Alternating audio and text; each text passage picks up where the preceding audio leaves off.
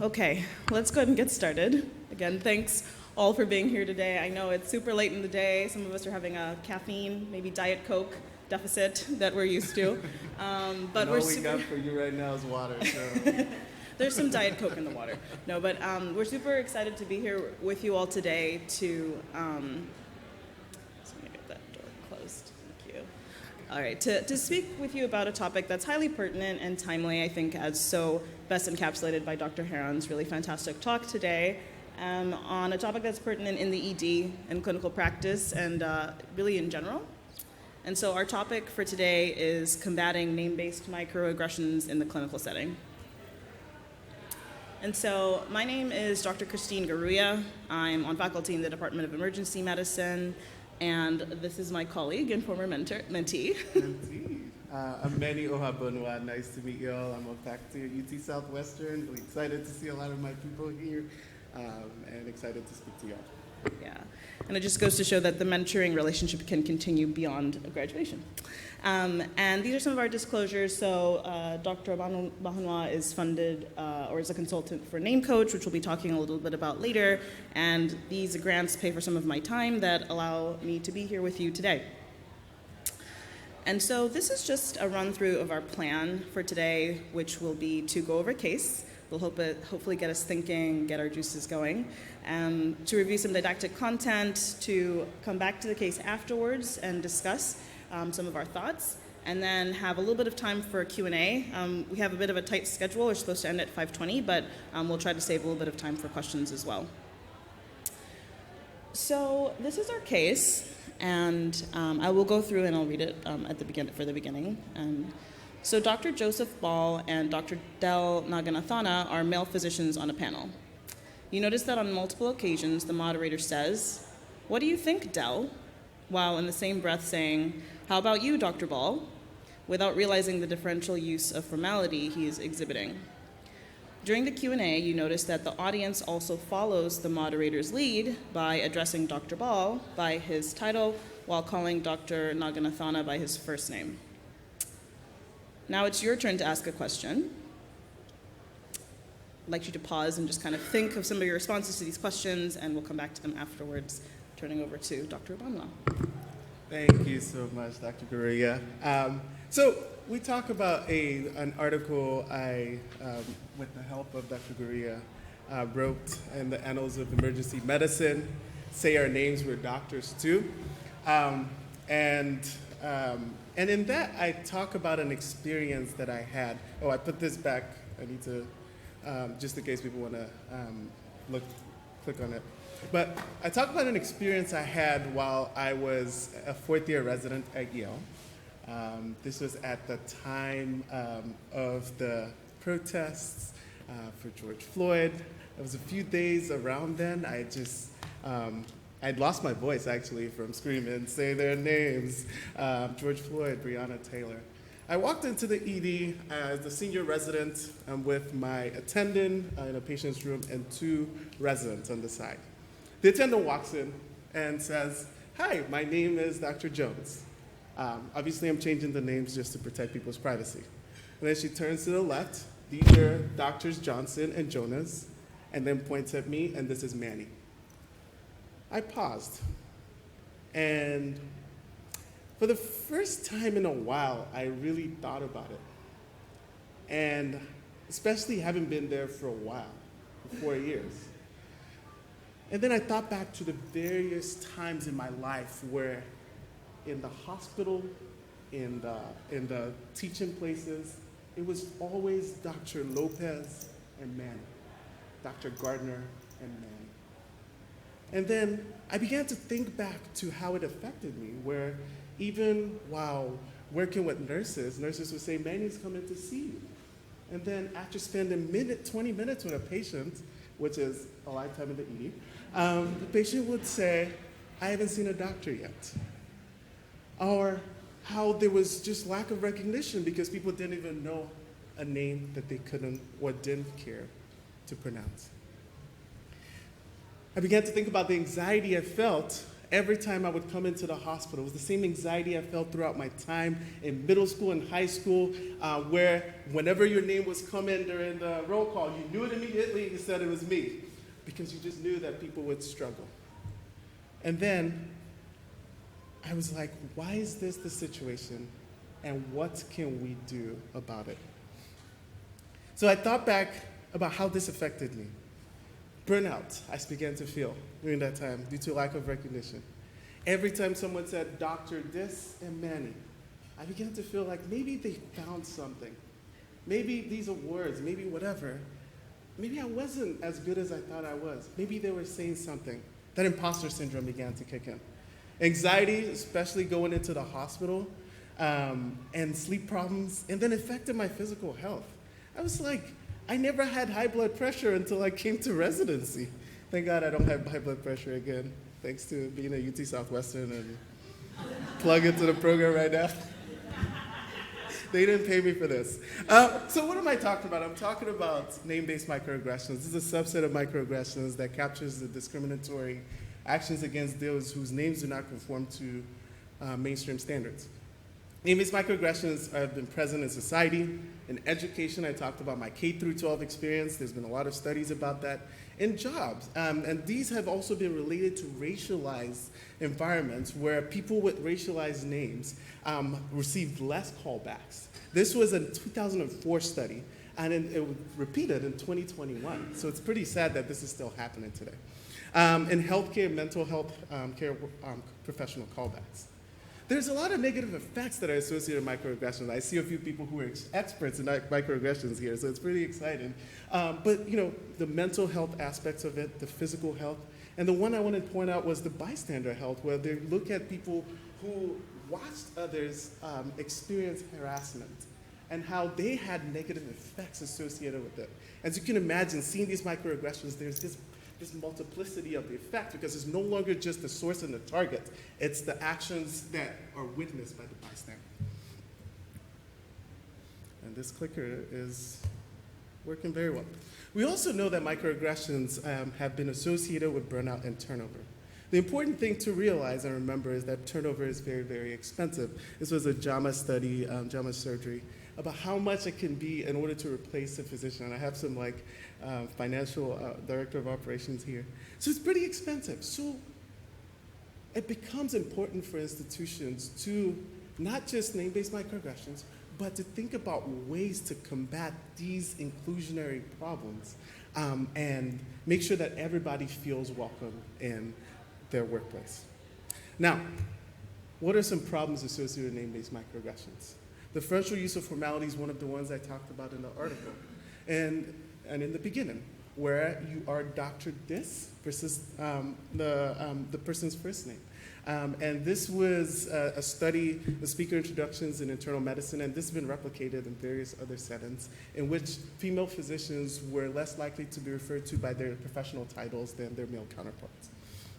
Many of these microaggressions can be associated with lack of recognition. This Dr. Arvind Narayanan is a computer science professor, and he relayed this this really popular story that went viral on Twitter about why he left academia and why he decided to come back. He talked about how towards the end of his PhD, he had written 3 groundbreaking papers, and I can talk about the papers some other time. But so he went to a few conferences, and so a few people would come up to him and would say, and would ask him, what are you up to? And then he says, what the project, and they're like, you were the one that wrote this paper? I just saw a name that I just didn't even care to pay attention to, and therefore I thought about inviting you to be on faculty, inviting you for scheduled talks. But because it was a name, because of his name, and in academia, your name is your brand. So he talks about this. He wasn't invited to these things. So a guy who did so much in his field had decreased in his speaking engagements, lost an opportunity for a faculty position or more, and his paper citations. In all of these, the one thing I want to point out is that the intent does not equal the impact.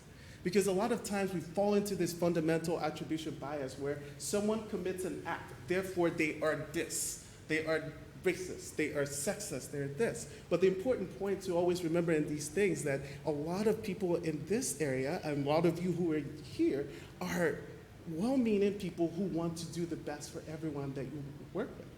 And therefore, that intent is not equal to the impact that does occur when we commit different various forms of microaggressions. Other reasons why we could care, because microaggressions have been associated with burnout and turnover, and there's a hefty financial impact that can occur. Other reason is that you're not alone. This was a study in the Name of Inclusion Research Report, doing an online survey, and 74% of people struggled with name pronunciation at work. It's a pretty staggering number. Stratified by healthcare, 22% avoided talking to a coworker because they couldn't pronounce their names. 16% didn't call on someone in a meeting.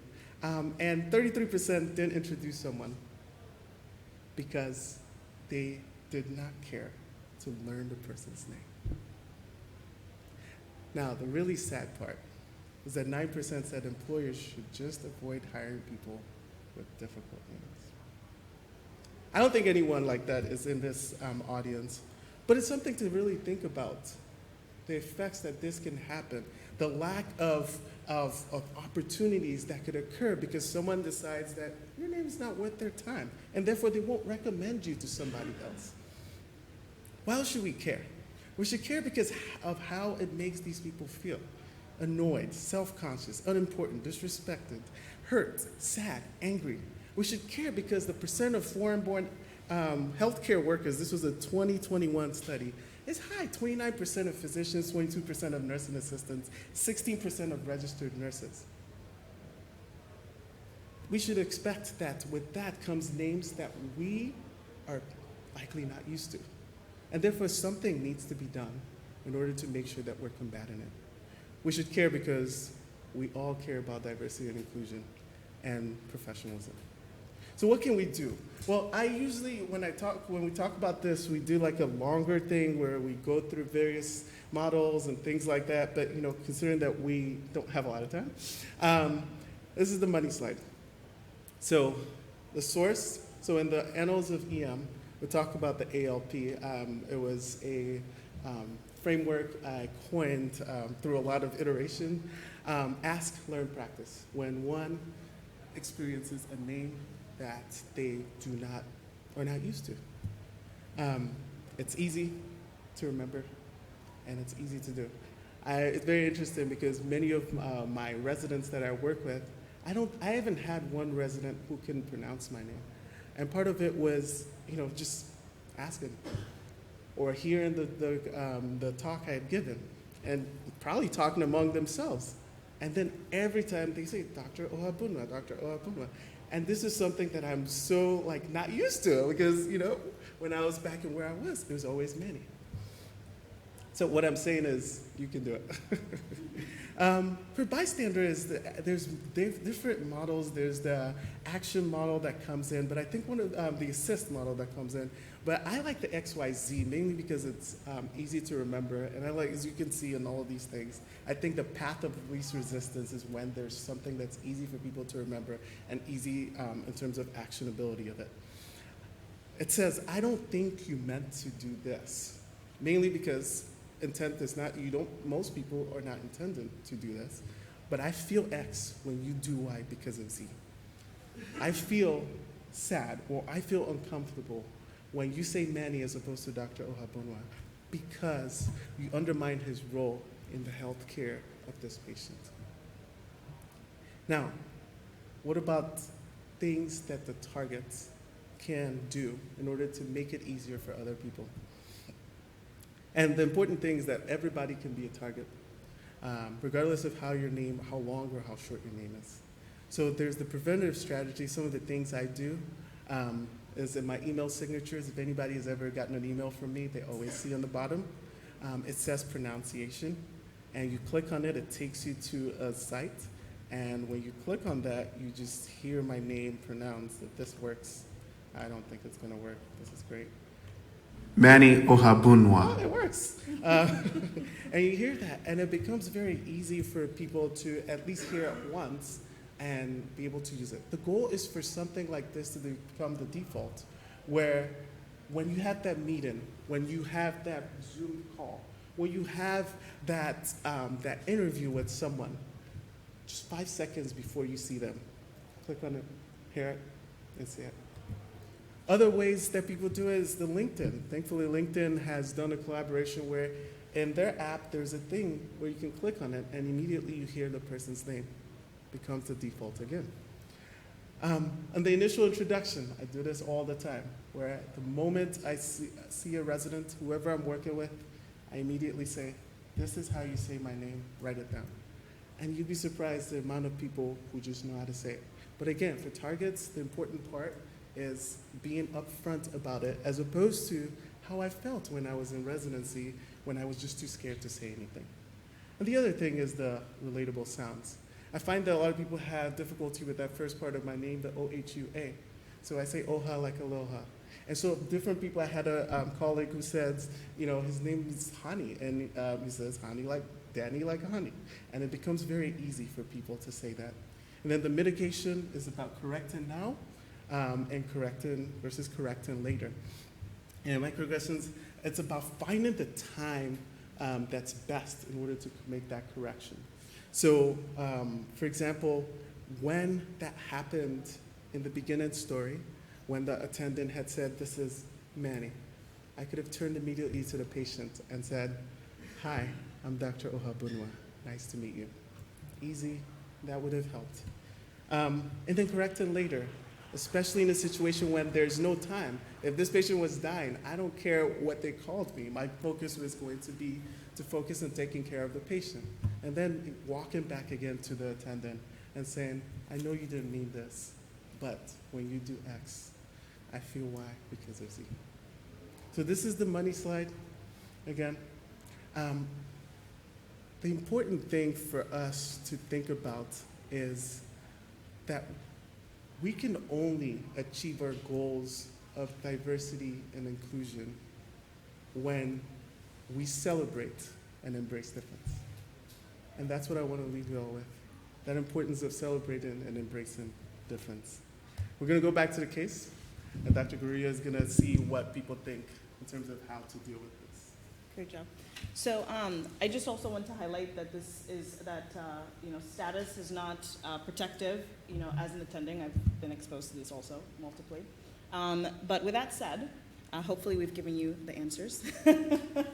So I'll just hold on to the mic and not have you pass it around. But we'd love to hear from you. This is being recorded, so we'd love to get people's feedback on the first question. So what do you think is wrong with this case? We read it at the beginning for those who jumped in a bit late.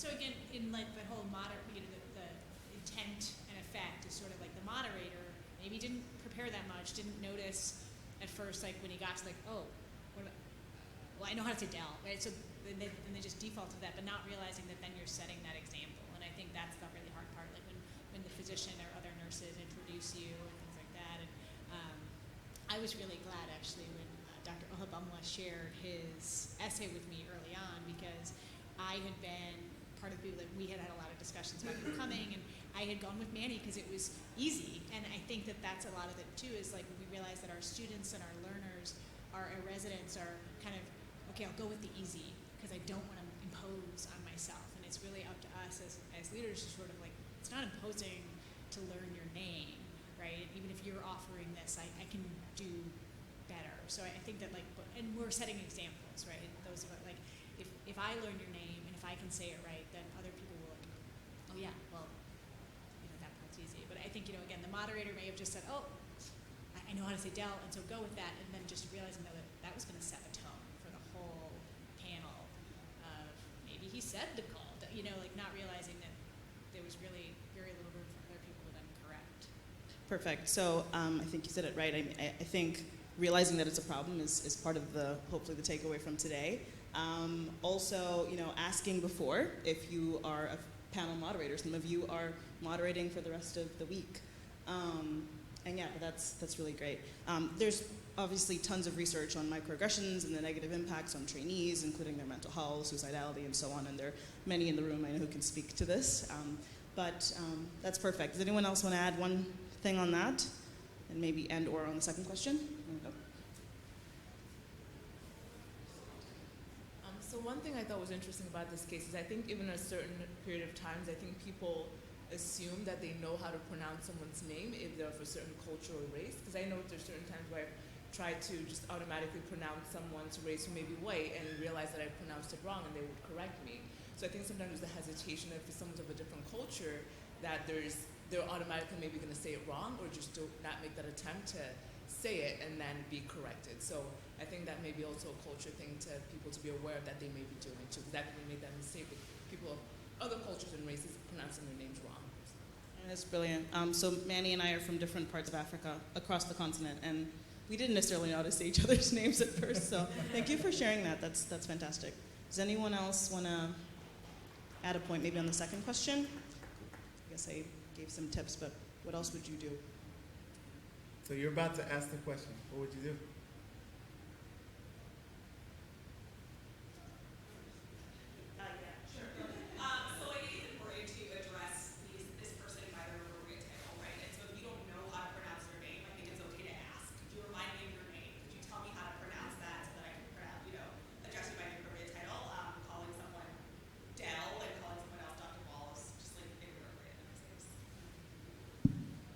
I also find it really interesting that it was Dr. Ball and then just Dell versus even if you don't know how to say someone's name or maybe you know them, saying like, oh, Dr. Dell, like there was the doctor just got taken off. But I feel like that was an additional microaggression. Yeah, agree, like a micro-invalidation. So two things on that. One, I think it's brilliant that you mentioned that. I would also, in calling in, that's what I was going to say, the calling in concept that Dr. Heron talked about this morning. I'm super supportive of that, and I think it's a safe space to say also, maybe not assuming when you're calling somebody, Dr. Dell, that they might not also be offended. But I love that you at least mentioned that as a potential micro-invalidation. Anyone else want to add one more thing? Maybe. I actually have a question. So what do you think is the role of cognition and memory in recalling people's names and facial recognition? Because now that I go to the Gray Hair Club, I don't always come up with someone's name right away. Mm-hmm. What role does that play? What role is memory? Yeah. So one of the things we talked about. So in I don't understand this. I have this. So that's an important point that people have because you're concerned that you forget the person's name. But I have a slide about this learning theory and the role of remembering, forgetting, remembering, forgetting, remembering, forgetting. And one of the things I go through is this thing when I put a picture of Arnold Schwarzenegger and a picture of McConaughey, and then ask people how they learned those names. They learned it because they heard it once, they forgot it. They watched the movie, heard the person again, and then forgot it. And then they watched the movie or whatever, heard it again, and then eventually they learned. The point of this is it involves a deliberate desire to actually learn it and practice it. And that's where the practice part is. Now, obviously there's going to be times when one forgets the name, and especially in a trauma situation or whatever. The point of one of the things we're talking about is focusing on also not having that differential use of formality. So using some kind of proxy, whether it's, like Dr. Dell, and then eventually going back and being like, hey, how do I say your name later? Or Dr. N, and then eventually going again and saying, how do I say your name later? But the point is not having those differential uses of formality. It's not forgetting that there's a potential for lack of recognition for these people and being very deliberate about righting those potential wrongs. Yeah, thank you so much. I don't know if I answered your question completely, but that was kind of my and attempt. I just wanted to add, I'm also having a diet caffeine deficit. Your comment made me think about, it's okay to ask. I think more often than not, many of us, myself included, appreciate being asked rather than sort of just assuming or then deferring to first name or something else. Yeah, there's been a few qualitative studies just sorry, one point. There's a few qualitative studies that have actually shown that that a lot of people, like me, like when people ask. So how many times can I ask you? That's a good one. Go ahead. No, I love it. I love it. How many times I love it. before you say, you know what, this guy doesn't really care? How many times can I ask you? So my answer to that question is as many times as I feel like you're actually trying. Because there's the point where people are just asking, and then I actually wrote another piece about this where I had an experience where someone asked me how to say my name, and 5 seconds later said, I will never learn how to pronounce that. Turned around and yelled out, Villanueva, O'Shaughnessy, come to the front right now. And did not understand why I just started laughing. And so my answer to that is just as long as I feel like you are making an actual attempt at it. And then also, that's why I got the name coach. I'll send you an email. You can click on that as many times as you want.